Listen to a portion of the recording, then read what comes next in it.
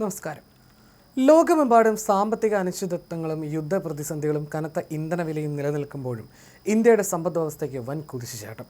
2025-2026 സാമ്പത്തിക വർഷത്തിൽ രാജ്യത്തിൻ്റെ യഥാർത്ഥ GDP വളർച്ച 7.7% ഉയർന്നുവെന്ന് കേന്ദ്ര സർക്കാരിൻ്റെ താൽക്കാലിക കണക്കുകൾ വ്യക്തമാക്കുന്നു. കഴിഞ്ഞ വർഷം ഇത് 7.1%. കേന്ദ്ര സ്റ്റാറ്റിസ്റ്റിക്സ് മന്ത്രാലയം പുറത്തുവിട്ട വിവരങ്ങൾ പ്രകാരം കഴിഞ്ഞ സാമ്പത്തിക വർഷത്തിൻ്റെ അവസാന പാദത്തിലും രാജ്യം 7.8% മികച്ച വളർച്ച നിലനിർത്തിയിട്ടുണ്ട്. വർഷാവസാനം വരെ രാജ്യത്തെ സാമ്പത്തിക പ്രവർത്തനങ്ങൾ ഒട്ടും മന്ദഗതിയിലായില്ല എന്നാണ് ഇത് കാണിക്കുന്നത്. പണപ്പെരുപ്പം കൂടി കണക്കിലെടുത്തുള്ള ഇന്ത്യയുടെ മൊത്തം ആഭ്യന്തര ഉൽപ്പാദനം 8.9% വളർച്ചയോടെ 346.36 ലക്ഷം കോടി രൂപയായി ഉയർന്നിട്ടുണ്ട്. രാജ്യത്തെ ഫാക്ടറി ഉൽപ്പാദനം, GST പിരിവ്, കമ്പനികളുടെ ലാഭം, വാഹന വിൽപ്പന, ബാങ്കിംഗ് ഇടപാടുകൾ, നികുതി പിരിവ് തുടങ്ങിയ വിവിധ മേഖലകളിലെ കൃത്യമായ വിവരങ്ങൾ ശേഖരിച്ചാണ് സർക്കാർ ഈ കണക്കുകൾ തയ്യാറാക്കിയിരിക്കുന്നത്. രാജ്യത്തെ നികുതിയും സബ്സിഡിയും ഒഴിവാക്കിയുള്ള യഥാർത്ഥ സാമ്പത്തിക ഉൽപ്പാദനം മുൻ വർഷത്തെ 7.3% നിന്ന് 7.9% മെച്ചപ്പെട്ടു.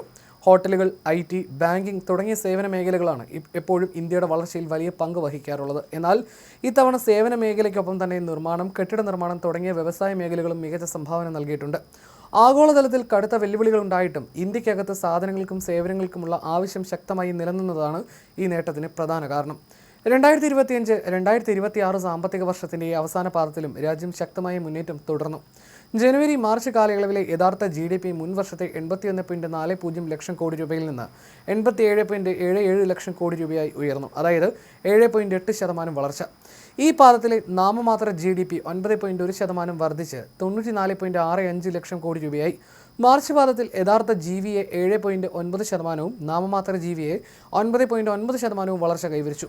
ആഗോളതലത്തിൽ കടുത്ത വെല്ലുവിളികൾ നിലനിന്നിരുന്നിട്ടും സാമ്പത്തിക വർഷത്തിൻ്റെ അവസാന മാസങ്ങളിൽ ആഭ്യന്തര ഡിമാൻഡ് ശക്തമായി നിലകൊണ്ടതാണ് ഈ വളർച്ചയ്ക്ക് തുണയായതെന്ന് പുതിയ കണക്കുകൾ വ്യക്തമാക്കുന്നു.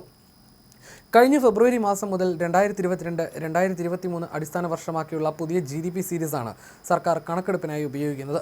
കൂടുതൽ കൃത്യത ഉറപ്പാക്കാൻ വേണ്ടിയാണ് ഈ മാറ്റം വരുത്തിയത്. ഇനി വരാനിരിക്കുന്ന സാമ്പത്തിക വർഷത്തിൻ്റെ ആദ്യപാദത്തിലെ GDP കണക്കുകൾ 2026 ഓഗസ്റ്റ് 31 കേന്ദ്ര സർക്കാർ പുറത്തുവിടും.